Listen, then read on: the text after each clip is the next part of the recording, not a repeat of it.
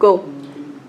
Hello, Professor. My name is Ashish Chandal. Let me introduce you my group members: Franco, Ronke, Nirali, and Eric. And I'm going to talk about the project that we undertook. Can you please go to the next slide? So these are the 10 knowledge areas that we focused on during the project. To start with, project integration management. In this, we actually prepared a project charter in which we specified each member's roles and responsibilities. Then in the scope management, to specify the tasks and deliverables, we created a work breakdown structure. Then in the time management, we created a Gantt chart. And we also did cost management. We didn't have much expenses to incur on the project. So other areas which we focused on were human resource management, communication management, and even the stakeholders management. Next slide, please. So now Ronke is going to talk about the project management plan. The project management plan, the research was mainly focused on finding a competing multinational company whose major focus is towards social and digital media, use. So in this process, the project was divided into 3 phases. The first one was to find a competing multinational company who is available on the minimum of 5 social digital applications, which are Facebook, Twitter, Instagram, Google Drive, and YouTube. Then the phase 2 was we prepared a comprehensive report. On the competitors' activity on which we have researched on. Then the phase 3 is presenting. Is what we are doing now. We are trying to present the findings of all that we have researched on. So now the project objective is to find an application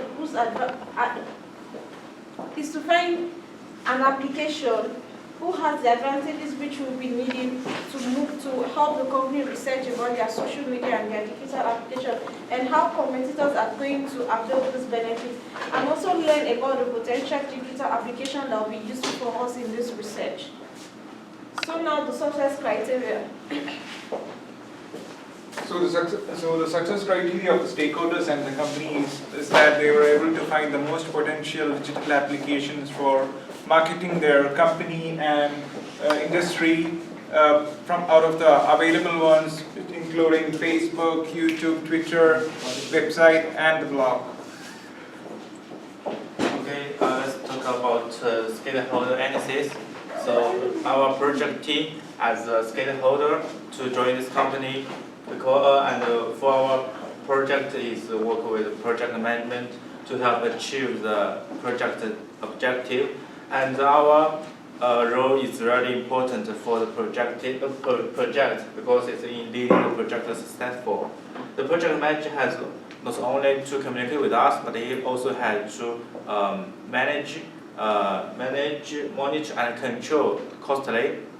Per project is expected from the team members. Next. For the roles and responsibility, Narali will take the first part, which is a research proposal, and Ashish take the first 2, which is a summary of the report. Rocky take the first 3, is a presentation, and Franco is coordinator in all the phases. I'm the director and controller in all the phases. Because all of us are included in the objective of the company, so we are internal relationship in this company. This is our contact information. Okay. So now I'm going to talk about the team approach, like how we conducted and carry out our project. So we divided the work equally. We made sure that everyone is equally participating in the project, and everyone is responsible and accountable for their individual work. And we divided the work based on everyone's strengths and weaknesses. So in areas where I was weak, my group members complimented me and vice versa. So everyone in the group was given an equal opportunity to speak and put on their opinions while we are in the group meetings. So we also made sure that everyone finished their work by time. So for that we created deadlines. So each member was responsible for finishing their work on time. and the team decisions were based on consensus, and no individual member was influencing or dominating the project. So made sure that everyone is equally participating in the project, and everyone is responsible for their individual work. So next slide. So now the scope management plan. Scope management plan, one of the most important from 10 knowledge areas. It actually focuses on two major things. First is what work to be done, what are the deliverables, and the second is what are the link between those deliverables. So as mentioned before, it has 3 phases, and we have broken down the structure into work breakdown structure so that we don't miss out in any of our deliverables. Slide. Okay, so you can see phase 1, phase 2, phase 3. Phase 1 is broken down into 2 subtasks, and it both has start to finish relationship. Phase 2 has 3 subtasks, in which the first task is to track the 5 digital applications. Second is to compare contrast, and third is to write a final detailed report about it. And the third phase is about presentation script. And after that, next slide. For time management, after deciding on the deliverables and deciding on the relationships between the deliverables, it is important to allot how much days is for a single project. And here is the Gantt chart. We prepared a Gantt chart for that. There are the task names, the summaries, the duration, start to finish. We have predecessors for that. A resource in our Gantt chart looks something like this. Next is potential risk. So these are the summaries based on the potential risks which we encountered during the project. The first was miscommunication. There were times where there was miscommunication and which led to misunderstanding during the project's research.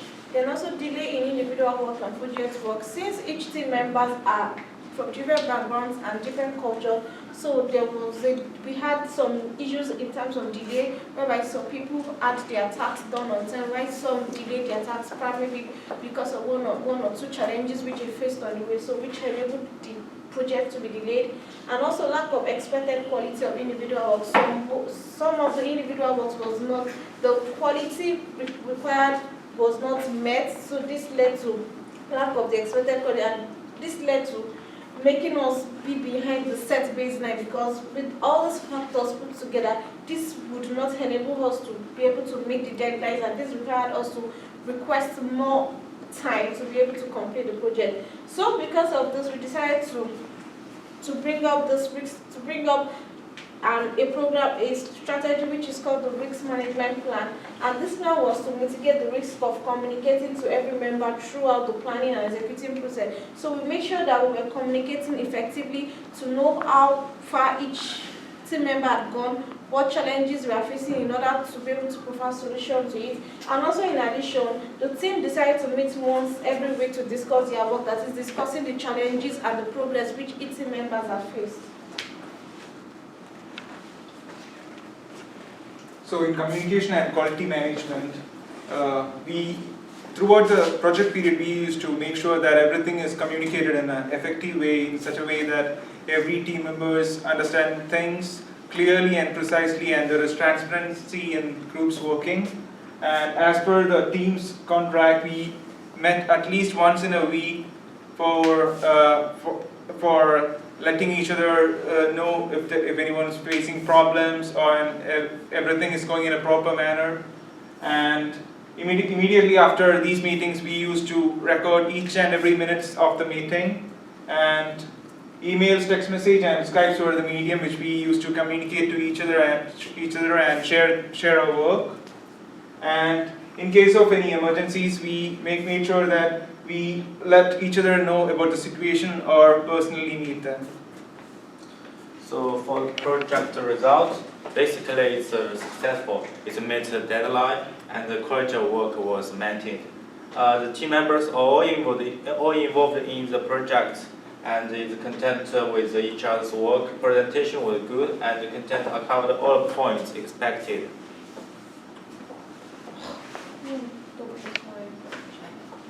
So the lesson learned so far in the project was we were able to deduce and be able to understand that stakeholder engagement was very essential when it comes to conducting a research project. Then also we're able to learn that communication is a very important and a very vital tool in project management, because without it, it won't allow us to work effectively and efficiently.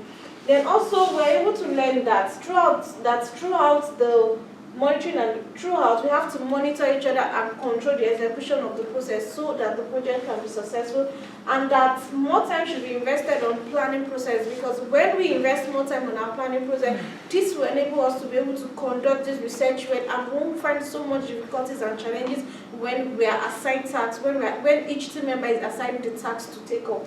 Then also it allowed us to have a clear knowledge of what are the deliverables and the relationship between the deliverables. So it made us understand which deliverable should come first, which one should come second, and which one should also come third, and eventually how to relate these three, and eventually how to relate all these deliverables. Then lastly, we're able to set baseline and keep track of the work performed. So we're able to set lines so that each member can meet their expected deadline and also perform their tasks effectively. So with all these lessons learned, we came up to a successful project. Okay. Thank you. Thank you.